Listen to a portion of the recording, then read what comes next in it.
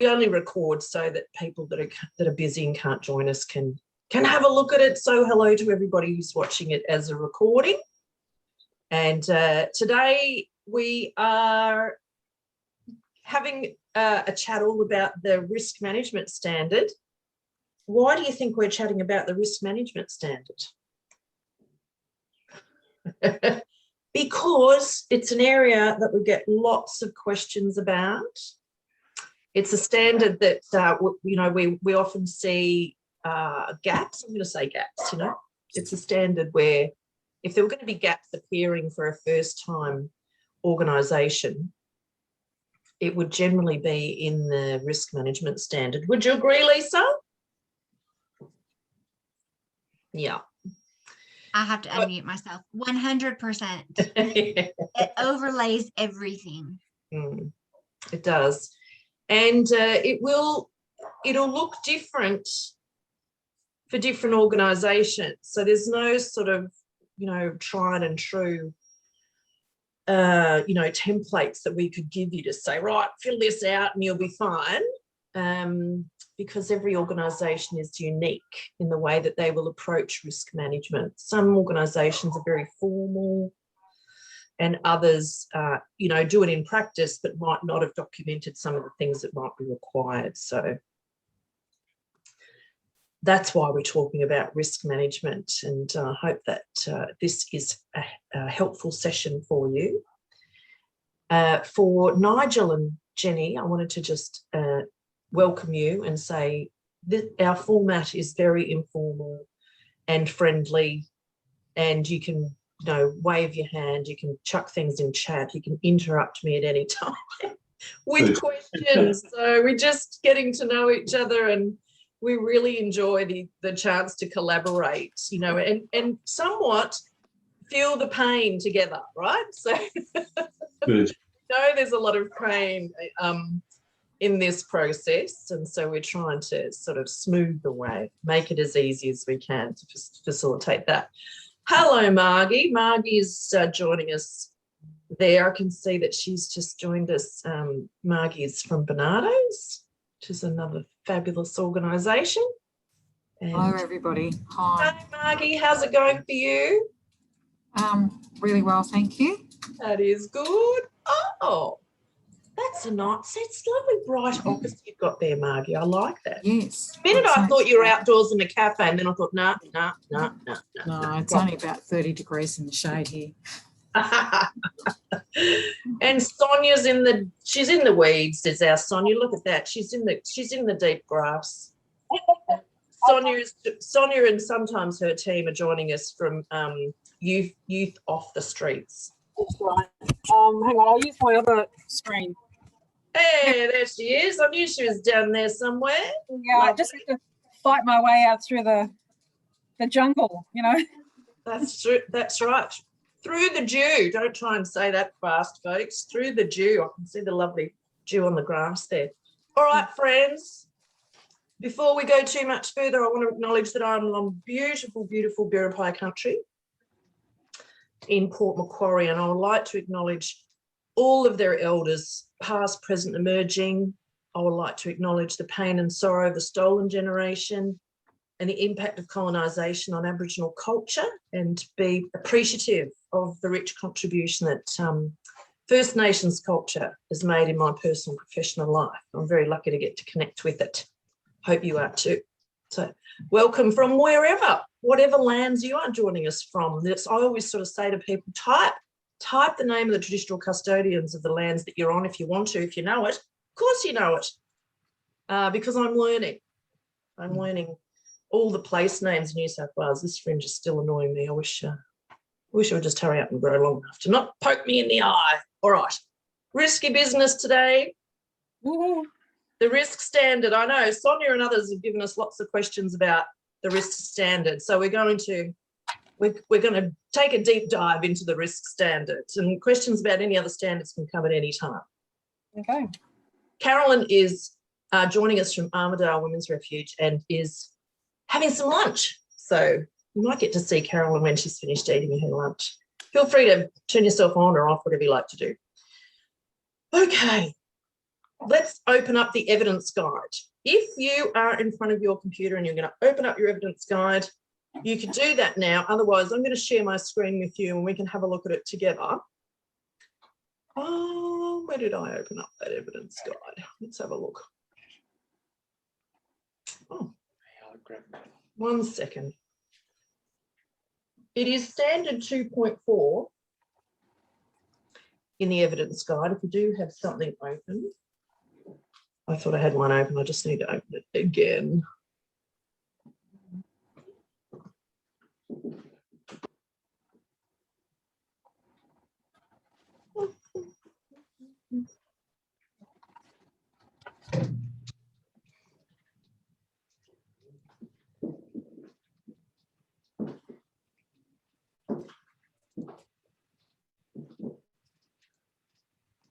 Oh, I'm so sorry. I thought I had this thing open. 1 second.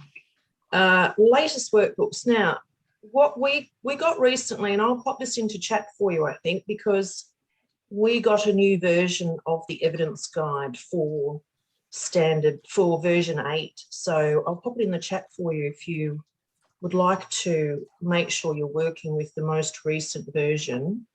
Oh. Here it comes. Just depends on when you registered for Service Excellence as to whether you have the new one or...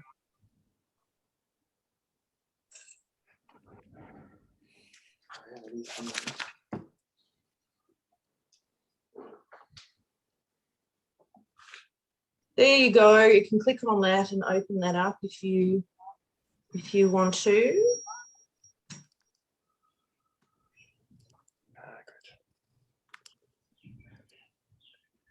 Now, if we're on using evidence standard 6, version 6, and now we're going to 8. Yep. I thought Yep. that I know where the popular. 7 went. Don't ask me where the 7 went. No, more probably along the lines of, well, we had 6 and then we got like 85% of 6 and now we've only got 12% of 8. Oh yeah, but you don't do anything about 8 for your service, David. Okay. You stay in 6. Oh, good. Even after the 30th of June. Yes. Okay. Yes. What that date means is that when your assessor comes, they will assess you against version 8. Yeah. But they'll be looking at your evidence in the portal. Yeah. And they'll need to ask you questions on 2 additional things. Okay. One is cybersecurity and one is show me evidence that all of your staff have done some cultural awareness learning or, you know, can work effectively with culturally. That's a big relief. Yeah, that's easily managed for you, David, because you're right on the cusp of the changeover. But most other organisations that are joining us today are working to version 8. If you're not working to version 8, you started ages ago and you're in version 6, it doesn't matter. It just means that when you're assessed, you will just have to be aware of the version 8 requirements. Maybe we'll have a session on that so that everybody's aware of how it's mapped. I have got some mapping tools, so maybe I'll pop those in as evidence for this session, but we'll make ourselves a reminder to have a look at those requirements, different requirements between version 6 and version 8. All right, it's more of a challenge for your assessor than it is for you, to be honest. If you're on the cusp there, like David and Glebe House are. All right, we're scrolling down to standard 2.4 so that we can have a look at the requirements. The risk management standard sits in the governance section.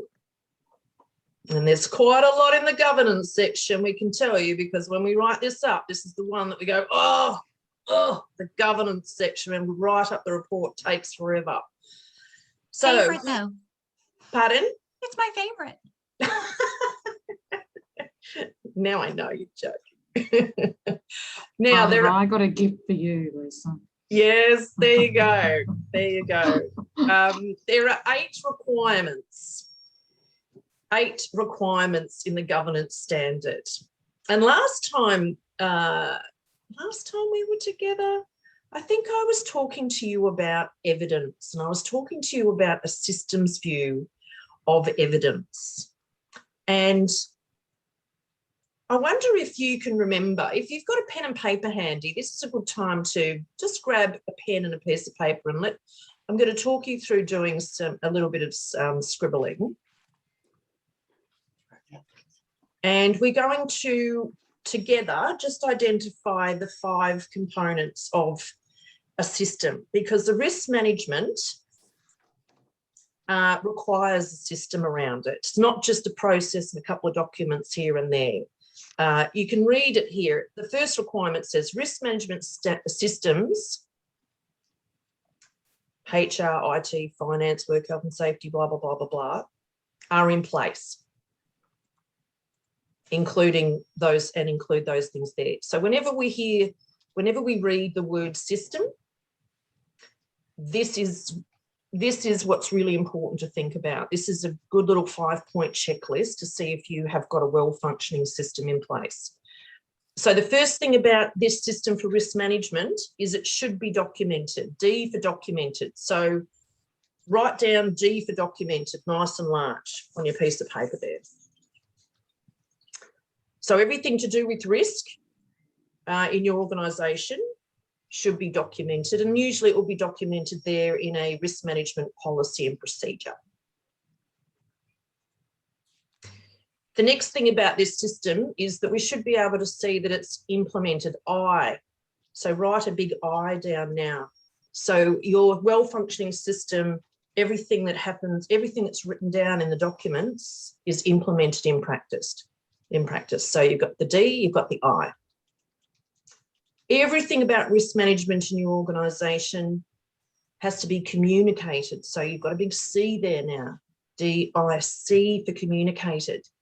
So all the people who need to know about the risk management system and in fact are helping to run the risk management system need to know about it. So how do we tell them? You know, we have training, we have policies, procedures, we have posters, we have, you know, incident reporting procedures, all those things there. And we do it in induction, you know, and we make sure people know and understand. So we communicate everything about this system to them.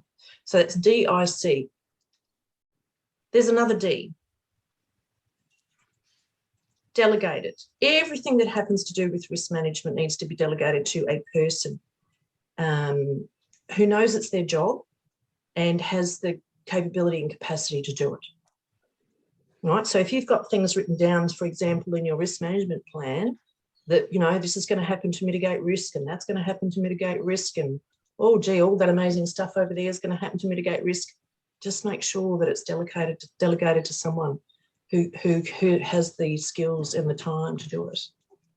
Okay, so that D is very important. Now, in between those two Ds, if you put an E, what's the word that you've got? Evaluate. C-E-D. What does that mean? Right. Right, there you go. There's a trigger for you. There's an acronym for you. Systems are diced. D-I-C-E-D. And what does the E stand for anyway? Is she just shoving it in there to make up a good word? No. What does the E stand for? I know you know. What is it? Evaluate. Evaluated. Hey, systems are evaluated.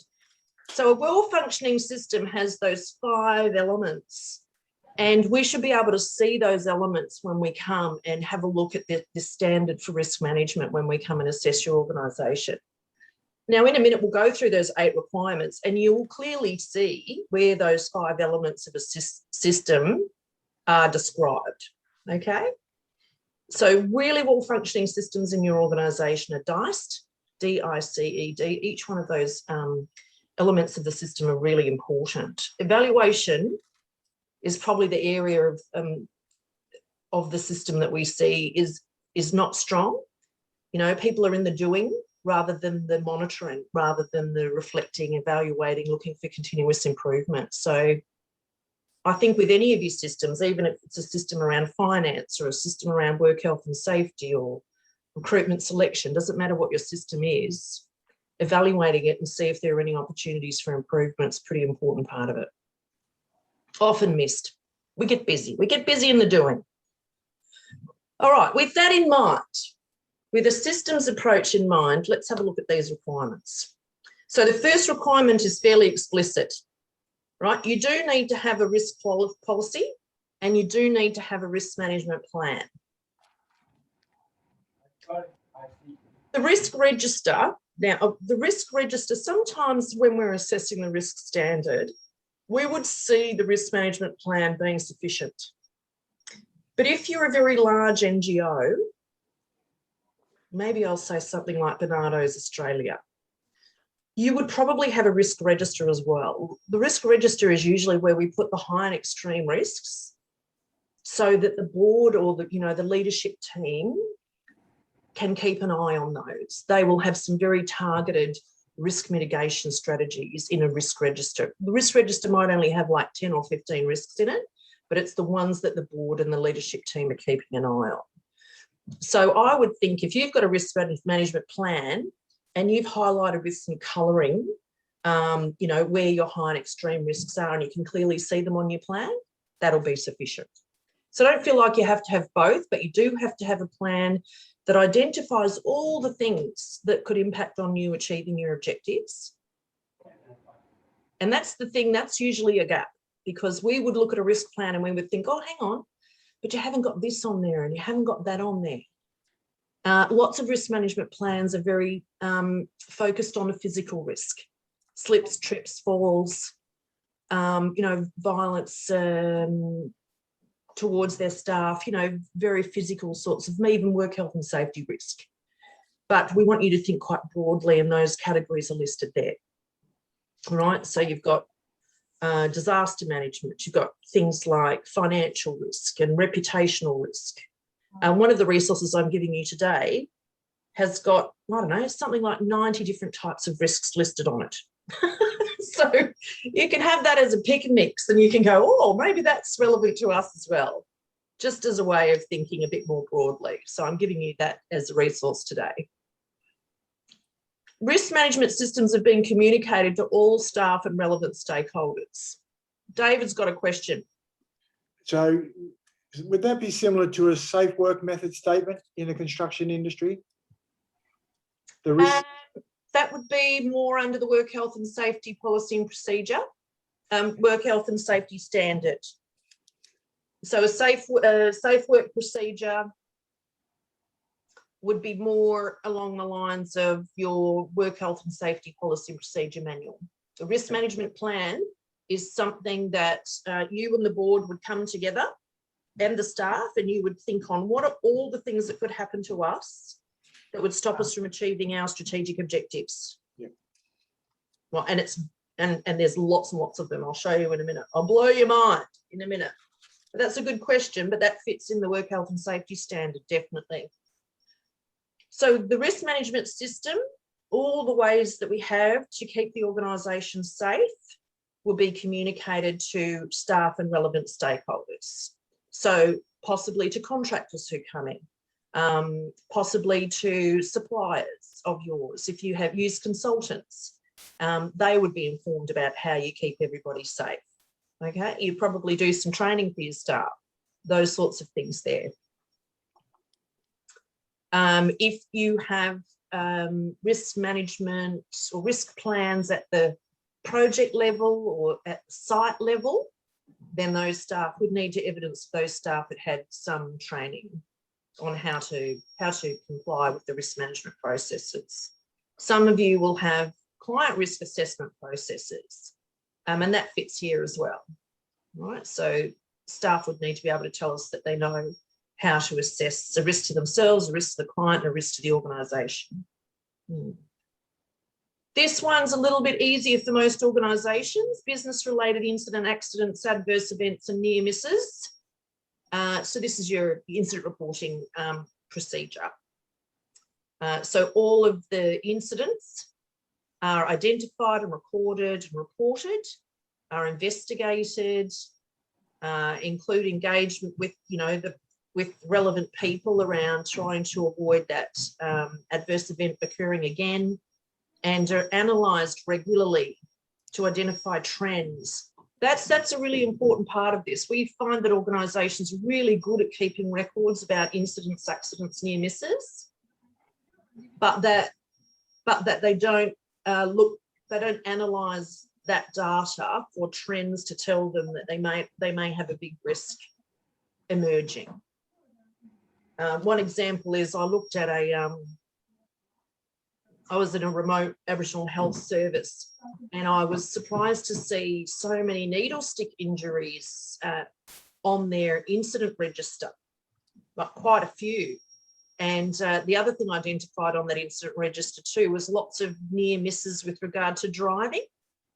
So, you know, there was sort of cars ending up in a bit of a ditch, or, you know, a car having a bingle, and both of those could be indicating a serious accident or incident coming up. Okay, but the managers weren't aware because they didn't actually do the analysis and trending. So it's good to have this sort of electronically, so it's easy for you to have a look at whether there are any trends. Helpful information to have, isn't it? So that's what that last little point there is about. So make sure if there's analysis done of that information, that someone's name is next to who does that.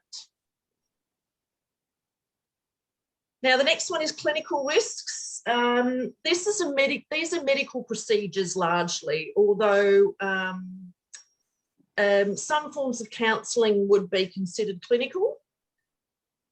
So if you're providing any kinds of clinical services, you would need to talk to us about how you documented safety and quality for your patients. Generally, you know, if you're delivering clinical services, because you'll have patients, or, you know, you'll have clients that are receiving medical procedures. Does anybody think they're doing any clinical services? No, it's not usual in our sector. Some of this will relate to disability clients on occasions. Yeah. So medication management can sometimes fall into this, Margie, but we certainly will be having a close look at infection control because of the risk around the spread of COVID. So we've been asked by the Service Excellence owners to take a serious look at infection control procedures, you know, and make a comment about that under this requirement here. All right, so we will be, in all cases, all the recent assessments we've done, we've found top-notch procedures in place. So you can see the sorts of things there. You know, if you're breaking the skin on anyone, you're generally in the clinical area, right? If there's any blood or bodily fluids coming your way, then you will probably need to put something under here about how you're managing patient safety and quality, or client safety and quality. Okay. Oh, it's a horrible list. Oh, don't even look at it. Here's the important one. Here's an important one here. Responsibility for assigning the risk is managed. So this is where we said, you know, it's delegated. People know what their job is when it comes to helping the organisation to stay safe. So we have got delegations. We've got in job descriptions where there's a responsibility for a manager to help or to comply with the risk management system. That should be written down there. Right. In the risk plan, there should be people or roles across the organisation delegated to each of the risk mitigation strategies. Right. In some cases, I'm thinking about Carolyn and I'm thinking about David. It's just you. It's pretty much you, isn't it? You're a CEO, you're an EO, you're a manager of a small service. So I understand that mostly it'll fall to you. And you might be the responsible person through your delegation, but some of the controls will be allocated to other people in the team.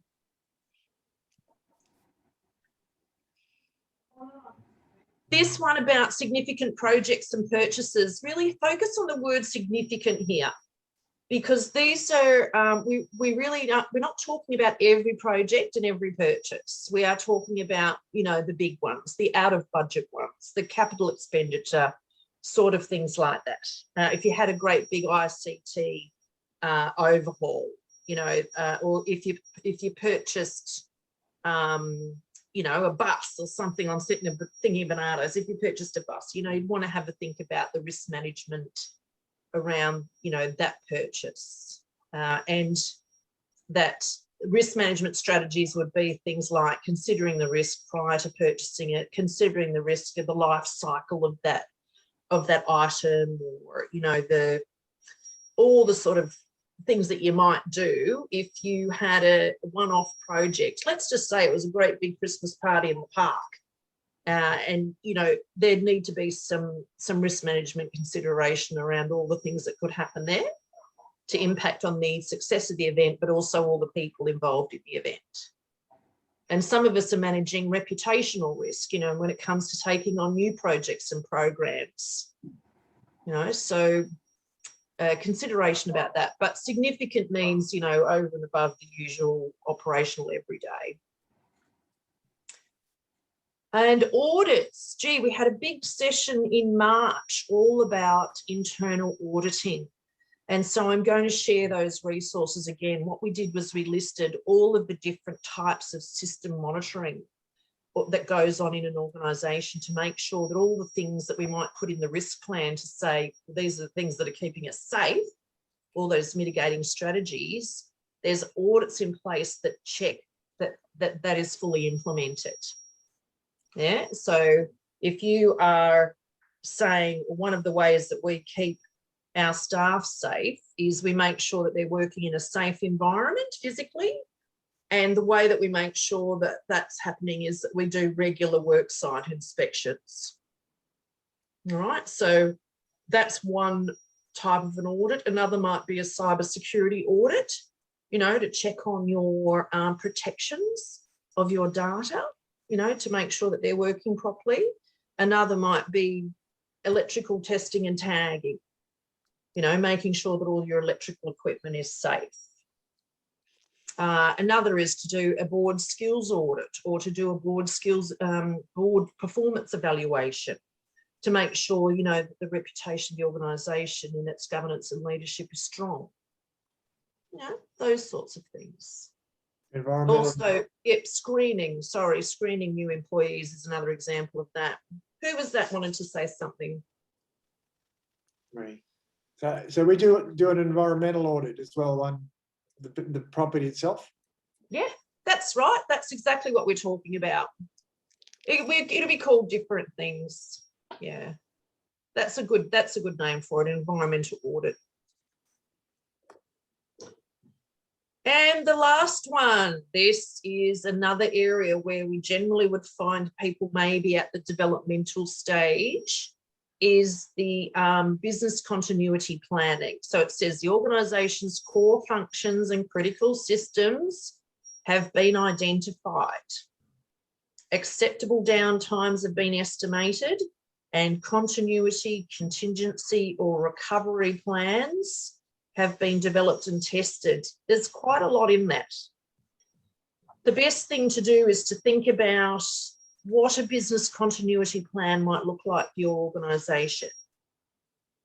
Now, there was a lot of promotion of business continuity planning during the early phases of COVID. In fact, your funders probably got on the blower and said, hey, we need you to send us your business continuity plan for COVID. And what they were saying was, show us how you're going to continue to deliver these essential services to clients. And so you would have thought, all right, how are we going to do that? People are going to work from home, they're going to have this, they're going to have that. And that's how we will continue to deliver a service. So we have found, as have been going around, that the COVID business continuity plans have been very well documented. However, there'll be a lot of things in addition to COVID-19 that could cause a disruption to your service. And we'll call these an emergency or unforeseen event. And they could be things like a fire in your building, your roof falling in, David. Your roof falling in, if it had fallen in a bit worse than what yours did, if it had a kind of meant that you couldn't have your residents in the building. If something happened, a flood, some of you are in flood prone areas. how would you support your clients? You know, if you provide a residential service, how would you get them out? Where would they go? Where would they stay for the next week or so until you could, you know, do something? The other important thing about a business continuity plan is to think about your ICT, is to think about the ways that you actually communicate with everyone. And if that were affected, what would happen? What would you have to do? So I'm giving you a sample business continuity plan today that is probably the best kind of a plan for organisations of your size, if that's helpful. So just give me a wave if you have got a business continuity plan in place that would cover you in the event of a range of unforeseen events. Good-o. So you got one there at Bernardo's. That's great. This is Working on it. Sorry? I said we're working on it. Yeah, great. It's half in place. I didn't even notice that you snuck in there. How you going? I sneaked in. I'm sorry, I'm late. No, you're very, very welcome. Good to see you. So if you were going to get any money to use a consultant or to get some additional expertise into your organisation, risk and business continuity planning would be one area where I think some specific expertise to develop your own capability in your organisation, or you know, your own capacity around risk management, the business continuity plan, and that would be a good investment, I think, unless you've got the expertise in-house, and that depends sometimes on the size of your organisation. So, you know, it's worth thinking about if anybody ever throws any money at you for organisational development, like they are at the moment. Yeah. Marie, can I ask, you said that you should test these plans. How do you test them? Well, isn't that interesting? Did you chase all your clients out of the house? Or? Yes. Well, think of a fire drill. Yeah. All right. Think of a fire drill. A fire drill is actually a test of, you know, an emergency response. Okay. So we do fire drills. That's cool. But if you have a business continuity plan, I would consider that the COVID year and a bit that we've been through is a very good test. There's a lot of learnings that we take from what's happened through the last, let's just say, year, right? So that a lot of you have tested your business continuity arrangements. You have. You sort of thought, oh well, we thought this could happen, but in actual fact, you know, we needed to do something quite different. So you have had an opportunity through COVID to test some of the business continuity with, you know, the success of people working from home, the different ways that you will communicate with your clients, having meetings and group sessions with clients on Zoom, for example. You know, these are good ways of testing. The other way that people test is sometimes they might run a payroll error. So payroll would be one of those critical functions, people getting paid. And so if bank goes down, or if your system goes down that's paying people, that would be a problem. So that's a good thing to test. You know, you could run an error, or you could pretend that's gone down. How would we pay people? So, Kay, even discussing certain scenarios when you come to reviewing your risk plan. You know, this is why creating a business continuity plan is a good idea, because you will talk through some of those things. But not a lot of people test every single contingency in their plan. Some organisations, let's say you provide residential services, which I know St Lawrence House does, and Glebe House does, and Armidale Women's Refuge does, is you could test the interagency relationships that you have. Let's say, for example, you say, right, we get a fire in here, we're going to move everyone to the motel, right, or to the partner service, whatever it is. So the way to test that is to regularly review the agreement or the working relationship that you have in place around that. You know, is to each year maybe have that on a list of things that you bring up and you say, hey, you know, if anything ever happens here, we still would need to have this many beds. Is that still possible? Blah, blah, blah. So that's the way that you might do some testing. Oh, such a good question, Kale. Getting into the nitty-gritty of it. All right, but if not tested, then definitely reviewed. Live in the nitty gritty, Marie. That's where we play, isn't it? Totally. There we go. So that is the standard. I know that more questions will come. So if you've got any risk management specific questions right now, shoot them to me, talk to me or type to me in text. Let me tell you the resources that we are sharing with you. We upload our resources, as you know, into the website, into the resources page, and we've given you a special password to access those as our clients. So the resources that I want to share with you, get my brain together. I've got to find where I put them now.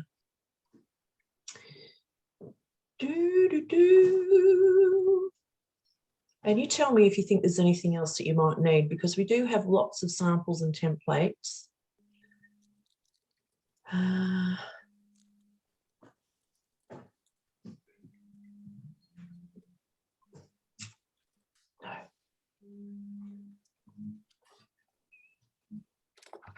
There we go, on the wire today. All right, this is what we're sharing with you.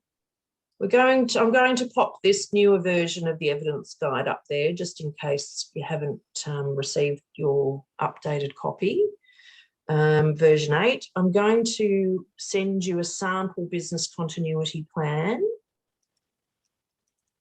And I'm going to put in again all of those internal auditing, the list of internal auditing that you might want to consider in your organisation. You know how part of that risk standard said audits are undertaken to verify the level of compliance with the blah, blah, blah. So there's a list of all the audits that will not, you don't have to think on that list and think, oh, is that all the auditing we have to do? Yeah, that's too much. You just think on, you know, what would be most helpful for you. So I'm putting that list in these resources as well. I'm giving you a sample risk management plan. Why don't I share? I'll just show you them. Yeah. I'll show you the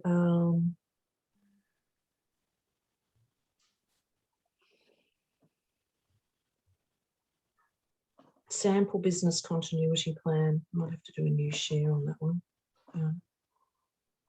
Here. So it's got all the bits and pieces that you would need to have. The important part is this part here, when you've done the business impact analysis, right? So what this is you identify the thing that could occur. So quickly losing all your money, that would be bad. Quickly losing all your staff, that would be bad, such as like happened in the pandemic. So your staff couldn't come to work. Quickly not having a quorum or not having any governance. Having a fire, a flood, a serious accident. In some communities I've worked in, community violence shuts the community down immediately. And theft of, you know, important things that you need to be able to run your business. So you firstly identify all the things that can happen, and then you identify the critical business systems that are affected. So I've got another planning sheet for you that helps you think on what are all the critical business systems we have.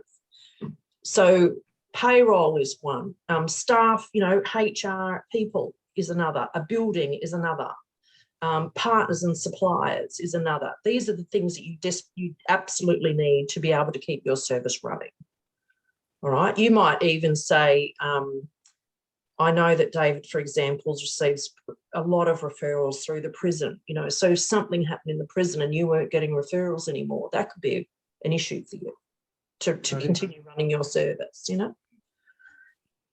And then you put down what existing protection strategies have you got in place. These will all be in your risk plan, probably. And then this is the fun bit. What steps will you take if you do have, let's say you have a fire? You list all of the things that you would do if you had a fire, and then you list how long could you exist without your building? Like, what do you think you could do? There's a business as usual plan down below that says, if we don't have this building, this is where we would go. This is where we would run our service from. Right, so down below you'll see that. But this is important to identify the things that could happen, to identify the critical business functions that would be affected, to think on what you're currently doing to protect those functions, and then think on what are the steps you will take if one of those things should occur. Well, let's have a look at this one under pandemic. Staff can work from home, infection control procedures, develop mobile communication plan, remote-based staff to respond to community needs, do a health needs assessment, use volunteers and casual staff. So this organisation started thinking about the sorts of things that they would need to activate. Okay. And then down below, we've got some business as usual planning. So we've got, you know, if there were a fire, we can use the DV building, we can use a council building. So thinking about where would you go, what would you do? What would be your alternative location, for example? You have to have your IT backup strategy here. So, you know, you've probably got something in place already that's in the clouds. That makes it all a lot easier, doesn't it? Emergency contacts are important to have. Evacuation, first response, sort of if you needed to get out. Most organisations have got this incident response stuff in place. So there's a template that might be helpful for you. A go pack. This is probably a pretty handy thing to have. There should be something that if there's important things that you need to grab while you're running out of the building, that they be in one place where people know, grab that before you run out. It's got all the things in it. Because ICT can sometimes be affected, so it'd be good to have a few important things listed.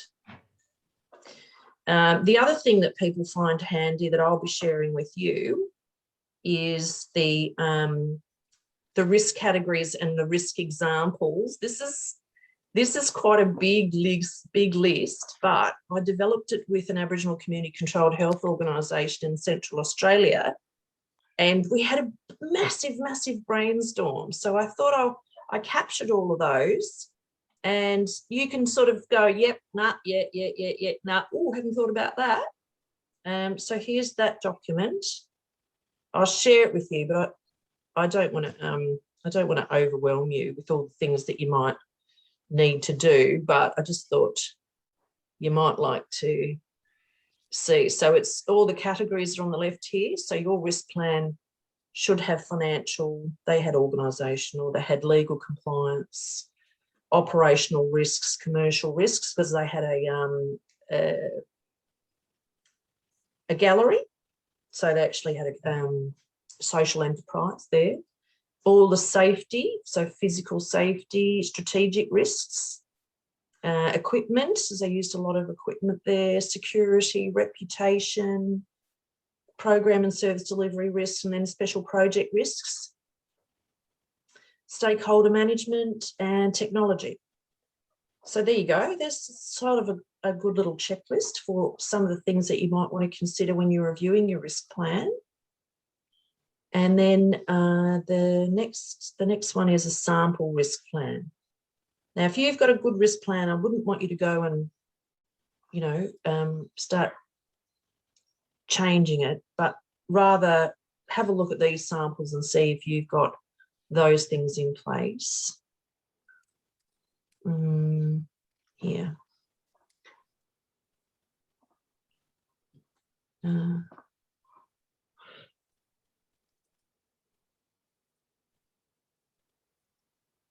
Did I open it? Hang on.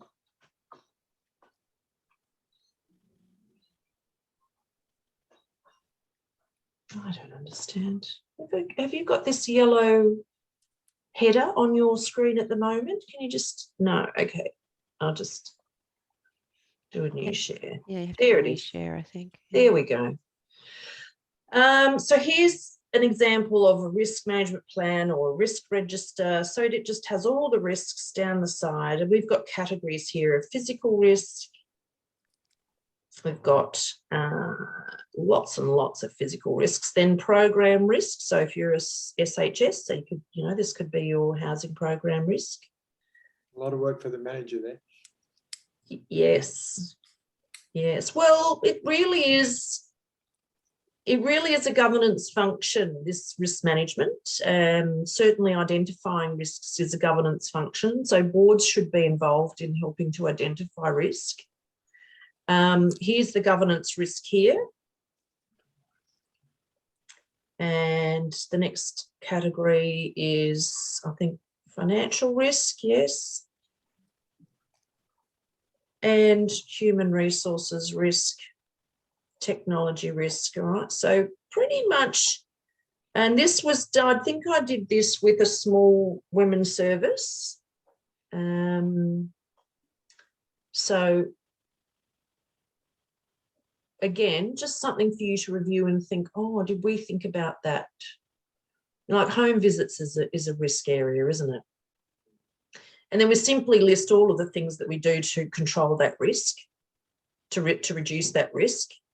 And the risk rating, I think, have I got a, you should have a heat map or what's called a risk matrix in your organisation. I don't know if I've got the matrix on this one, no.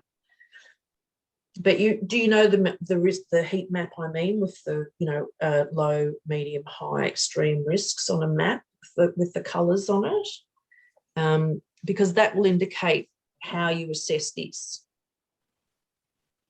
I'll bring up a picture of a risk matrix. I'm sure you would know what I mean. And generally, the matrix is specific to your organisation and your risk appetite. Like if you're a risk cautious organisation, you will have a different risk matrix than someone who is open to risk. So that's what the heat map looks like. Just share that screen.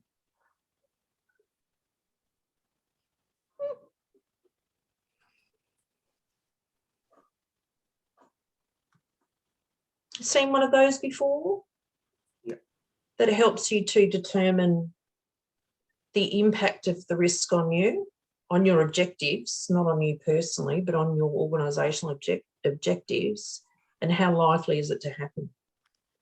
So if we took home visits, the risk around someone being hurt when they're attending a home visit, we think on how likely is it that someone could be hurt attending a home visit. We might say possible. Yeah. And then if that did happen, somebody was injured while they're undertaking a home visit, what would be the impact on you achieving your program objectives? Significant. Well, if you had one worker, it's severe. Significant. Yeah. Oh, if you've got 100. Yeah, that's right. It could be minor. That's right.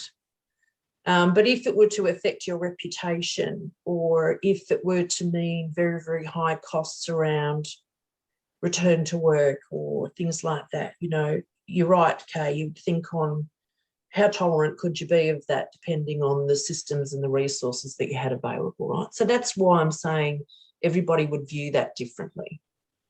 Right, but that's where the risk assessment comes from, the level of risk. So Marie, you're talking about risk appetite. How exactly does that impact your risk matrix? Well, this is how it impacts it.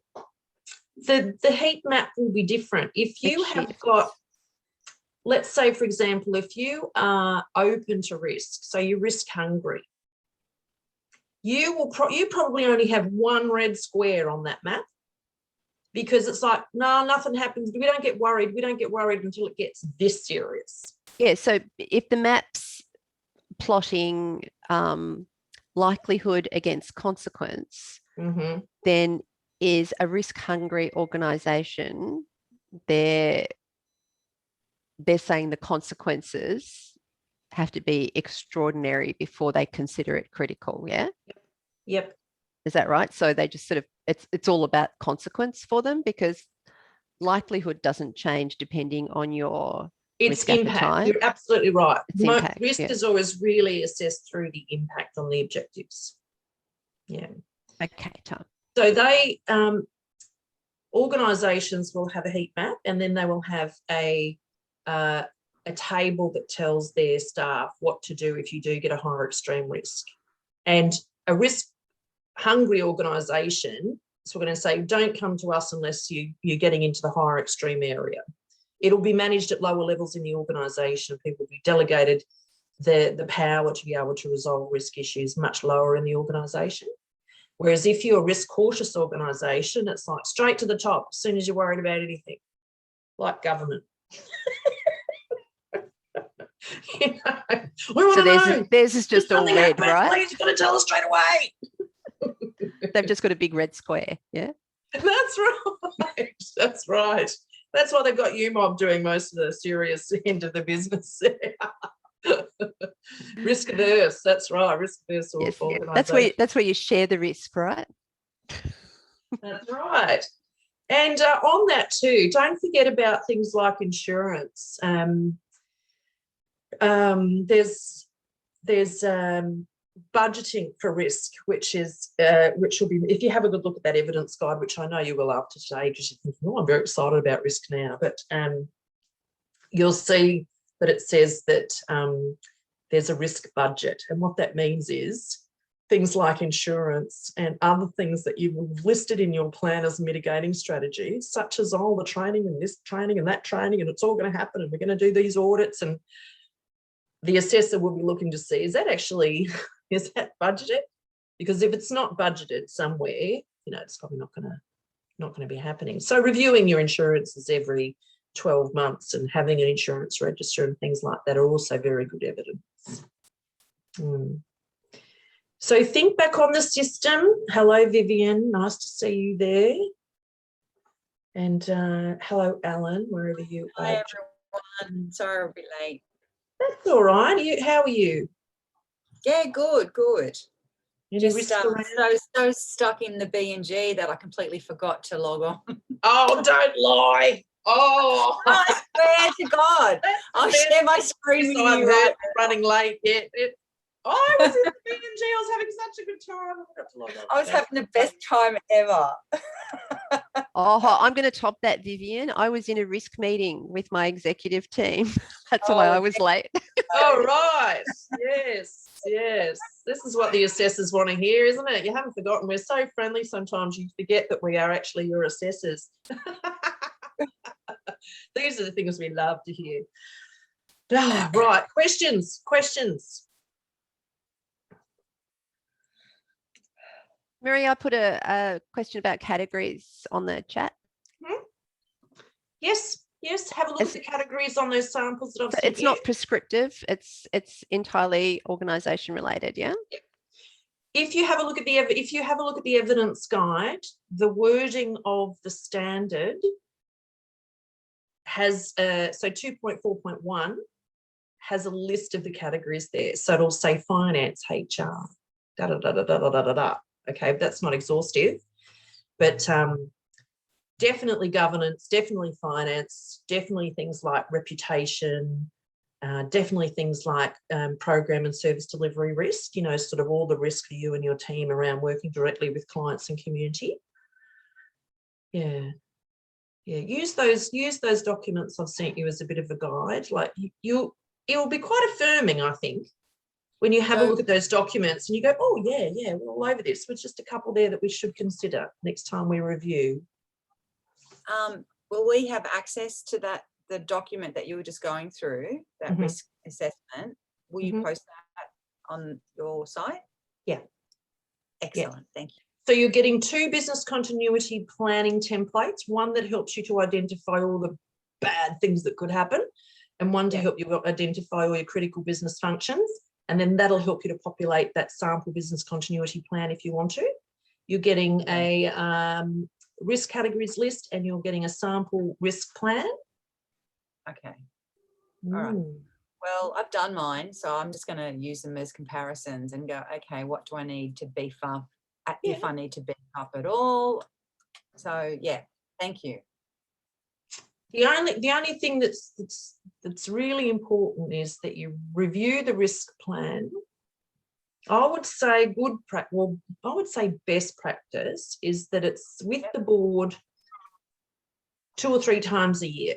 So you would minute in your board meeting minutes that the board had a review of the risk plan and that they were identifying whether there are any new or emerging risks. You're also reviewing to see if your risk mitigation strategies have been so effective that you've actually brought those levels of risk down, which is top news for your organisation. Yeah. You see, a pandemic is likely to impact on you a lot less now, isn't it? Because you've got so many strategies already in place. That's an example of the risk levels coming down. Yeah. Okay. Yeah. What else? Anything? Lisa is going to be looking after you in the next session, which is on the 17th of June. And she wanted to know about any topics that you might want to chat about, any standards that you might want to chat about. Yeah, or my other thought was, and you know, and I'll be guided by what the group thinks. So please feed me back your suggestions. You all have my email address now. Is that, you know, maybe we can talk about like what happens on the assessment days themselves. So talking about scheduling, because it can be pretty tricky doing scheduling and trying to work around everybody's commitments and getting bored. I'm doing one with an organization that they've said that there's no way the board will get there during the day, but they're quite close to me. So, you know, we've arranged things for 5:30 in the evening in that one. So scheduling, and also getting the buy-in from people to you know, commit that time, but also talking about the interviews themselves and how you can pass on to the people that will be involved in those interviews some of the themes, some of the sample questions, and just trying to allay some fears a little bit. So, but anyway, I'm happy to be guided by everyone if you want to shoot me some feedback. Thanks, Lisa. Well, shall we sign off? Is that enough? Is that what you expected? It's always very nice, isn't it, for us all to be together? That was fantastic. And ask, just be brave to ask questions. I hope we're creating a safe environment where you can just go, you know, I don't have a clue about this, or I've been finding this really hard, or I found something that's really helpful, and just to share it, right? We want this to go really well for everyone, including you. We want it to go really well for you as well as us, but also for your clients and anyone else that we get to talk to. So we be guided by you. That'll be a good session, Lisa. Now, what do I like everyone to do at the end? It looks great when everybody waves. Type to me, email me if I'm behind with anything that you are waiting on. Please, this is the time, because it's in the top drawer when we have our sessions here. I'll have troubles with that, trying to email you because there's something wrong with the email systems. Thanks for giving me the new one, the other one there, David. I'll shoot it off straight away. Okay, thank you. I didn't, I sort of, I realised today that they were bouncing back, so thank you for that. I emailed you while we're talking, just a test one from the manager. Hopefully, I got it. I saw it there. I'll send those documents off to you now. Goodbye, everyone. When will the things be on the site? Oh, Lisa, when will the things be on the site? When Marie gets them to me. All right, I'll send them now. I've got them all in a folder now. Actually, Carolyn, I'll send them to you now. No later than Monday. So I'll prioritize to have them up over the weekend for sure. I will send them to you now, Carolyn. Thanks for that.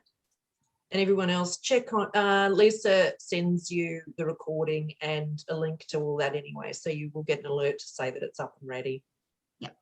Fabulous. Did you want to work on it on the weekend, folks? Did you want it straight away? Yes, absolutely. Off you go. Thanks so much. Thank you, Marie. Thank you, Lisa. Bye. That was really helpful. Thanks for checking Thanks. in. Good Bye, luck, Okay. everyone. See you, Margie. See you, Vivian. Bye. Bye. Bye. Are they real books, Jenny, or are they the make me look smart background? Oh, I think I got in just as she was leaving. Anyway, I better get off before I'm too cheeky and people see what I'm up to. Bye. Bye. See you next week, mate.